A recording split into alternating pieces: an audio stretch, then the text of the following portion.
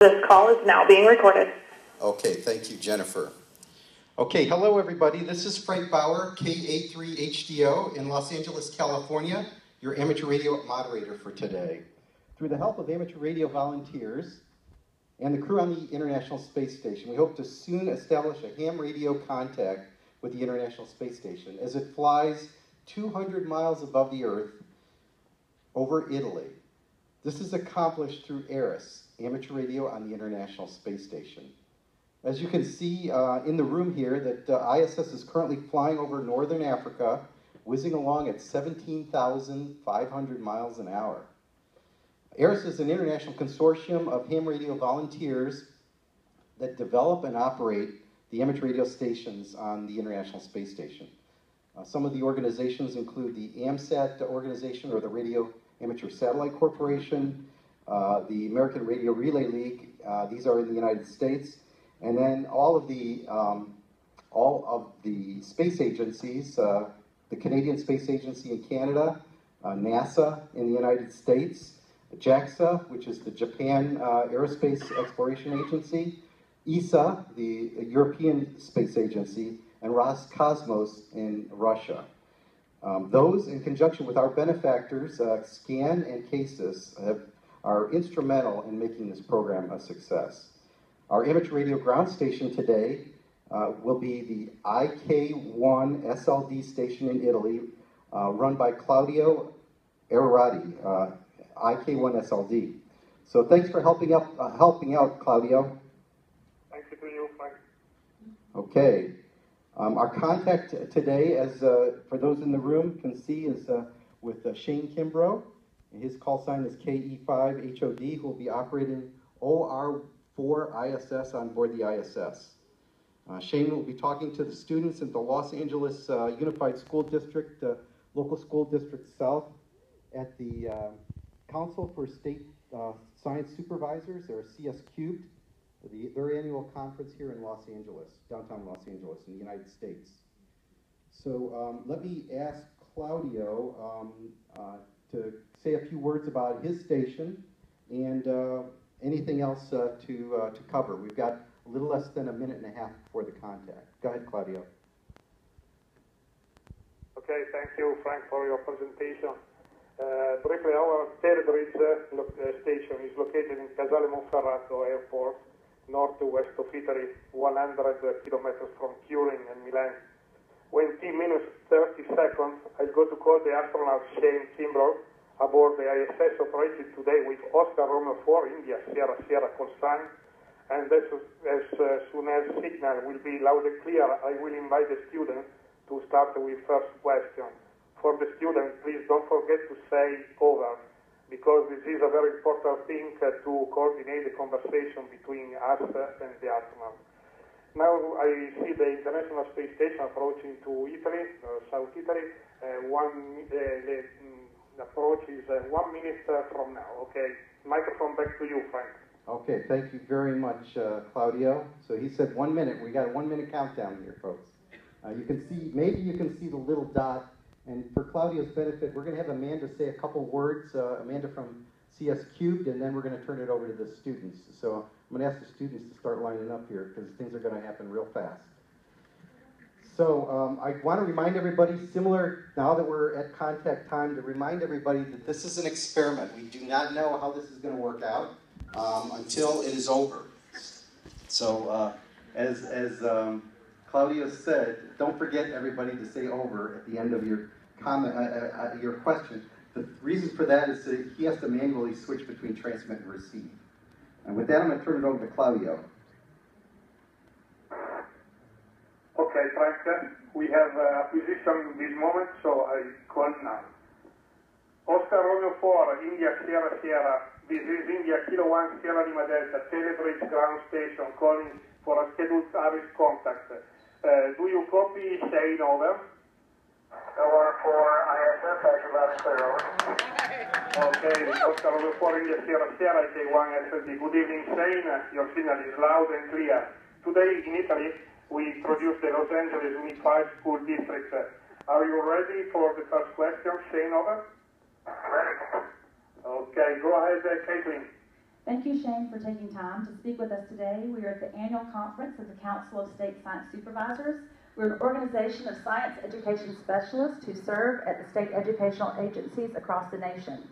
We are thrilled to have this opportunity and wish you all well on your spacewalk tomorrow. Over. Thank you very much. Glad to be with you, and we are ready to go outside tomorrow for our spacewalk. Over. Hi, my name is Caitlin Gomez, and in science class we learned that it takes a tremendous amount of energy and speed to escape Earth's gravity.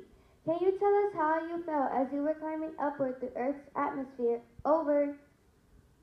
Caitlin, great question. It's a really awesome feeling. We're in our spaceships, of course, and we're pulling a lot of G forces, so we get up to about 3 or 4 Gs in the Russian spacecraft that we launch in currently. And so you're kind of stuck back in your seat and just experiencing that feeling is pretty incredible. And then about 9 minutes after we launch, we're in space, so then you're floating around. Over. Re-entering Earth can be very dangerous for astronauts. Can you please tell me what steps do you follow when re-entering the Earth's atmosphere? Over. Yeah, so the main thing we do is follow the procedures that are written for us and that people have tested out. So we don't deviate from those at all. We make sure we do exactly what they tell us. And by doing that, it allows the mission control centers around the world to know exactly what we're doing and they can anticipate what we're doing.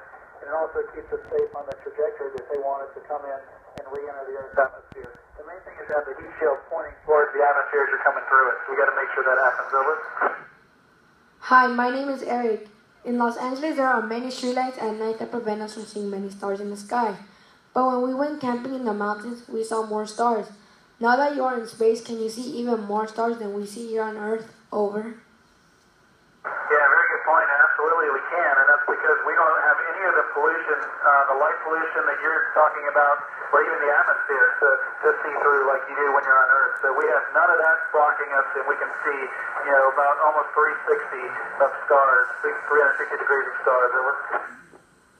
My name is Julia. In science class, we are learning about germs and how fast they spread. Do germs multiply as fast in space as they do on Earth? Over. That's a very good question, and we keep good tabs on that because we don't want anybody getting sick up here. Some germs actually grow a lot faster up here, and it's just the way they grow in microgravity. So we have a lot of science experiments that deal with those things. Of course, we don't let them out. They're all in enclosed environments. But scientists and researchers on the ground are taking that data that we get from all these experiments and trying to figure out why they're growing so fast up here on the space station. Over. Hi, my name is Ariana. Is there something in space that you did that you will never forget? Totally spacewalking, which I'm about to do tomorrow again, but I've had 3 spacewalks on this mission, and I have one more tomorrow, and every time you go outside, it's just absolutely amazing. Over. Hi, my name is Edwin Avalos. Were you afraid to go to space? Over. No, I wasn't afraid. I always wanted to be an astronaut, and it was a lifelong dream of mine. So the first time I went to space, I was fulfilling a lifelong dream and was really happy to be where I was. Over. Hi, my name is Noelia Chavez. Is there a problem with space junk? If so, how severe is it? Over. There is in general in space, but at the altitudes we're flying at, it's usually not that bad. We have people that watch, everything that's flying around to make sure we're not going to run into it, of course. And every now and then, every 3 or 4 months or so, they may have to actually move the space station out of the way, but in general, it's not a big problem at our altitude. Over. Hi, my name is Edgar. What is your purpose for being in space today? Over. Well, we're living on this incredible orbiting laboratory, so the main purpose is to do science and research to benefit all the humans back on Earth, as well as to help us as we try to go explore our solar system to places like Mars in the future. Over. We know that in space there is zero gravity. What is the proper procedure for eating in space so that your liquids or foods doesn't flow away or damage any equipment? Over. Great question. We don't have any procedures. You just have to kind of learn by doing it. And we actually have a lot of fun every time we eat because it is so different than eating on Earth. So we can pass our food to our friends and to our crewmates by just tossing it across to them, and it'll float over there and they can eat it. But you do have to manage all that stuff. So you got to manage your silverware as well. Make sure everything we have has Velcro on it. So we kind of put it all around the table on Velcro and try not to make a big mess. Over. Hi, my name is Diana. What activity do you like doing the most while in space, and why? Over. Well, I love looking out the windows that we have back at our planet Earth, because Earth is such a special place. Obviously, it's where we're all from, where you guys all live. And it's very fragile looking from our perspective, because we can see the thin layer of atmosphere that protects all of the folks on Earth from living and dying. Over. Hi, my name is Princess. How hard is it for you to settle in space, leave your families, and communicate with them? Over. Getting to space and settling in, for most people, it's not very difficult because it's something we always wanted to do, and it's kind of why we became astronauts. Leaving the family for me was very tough, and communicating with them was great up here, actually. I could talk to them almost every day, and we actually get a video conference with them one time a week. Over. Hi, my name is Cassidy. How long does it take to become a professional astronaut? Over. Well, it depends. You can say, high school, it started in high school, really, because you have to do well in school. You have to go, get the correct degree in college in a math, science, engineering, or science background. And a lot of times you have to get master's or doctorate degrees in those areas as well. And then you have to have a successful career in some other field. For me, I was an Army officer. Then I got lucky enough to become an astronaut. So really you can say I'm almost 50 years old, so about 35 of those years, even though I didn't know it, we're getting me ready to be an astronaut. Over. We recently read your biography and noticed that you accomplished so much here on Earth. Can you tell us how your achievements on Earth help you complete your missions on the International Space Station? Over. Well, my time as an Army officer allowed me some great leadership opportunities. I also learned a ton about teamwork and discipline, and all those traits are required here on the space station on a remote place like this with another crew. So just having all those skills on Earth allow me to be, I think, a good crew member up here in space. Over. Have any of the solar panels on the International Space Station been damaged by space debris? If so, please tell me how you were able to repair it. Over.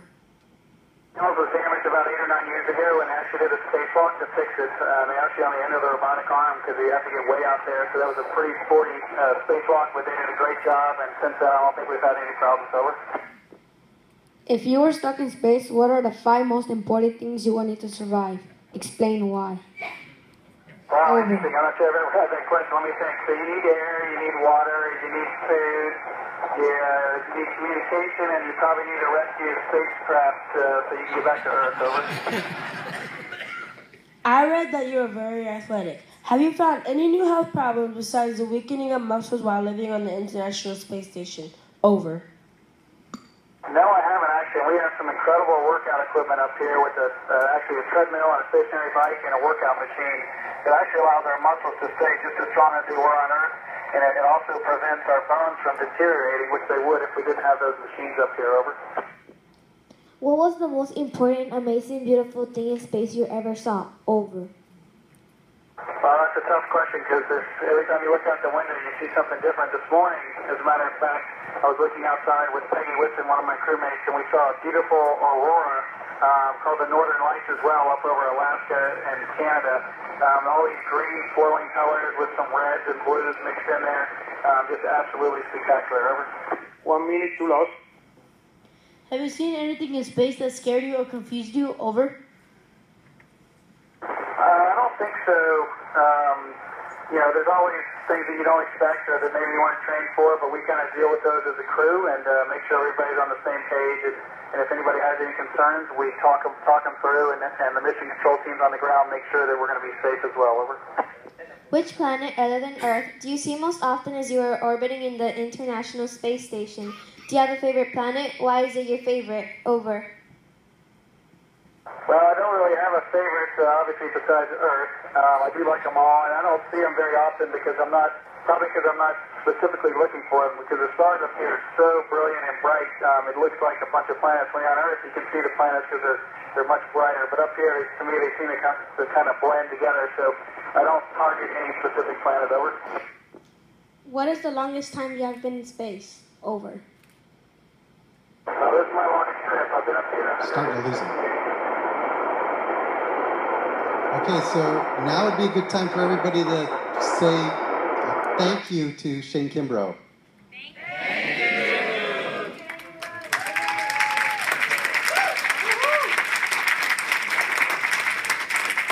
you. Do Signal, Frank, for now. Okay, thank you very much, Claudio, for a phenomenal job. I tell you, these students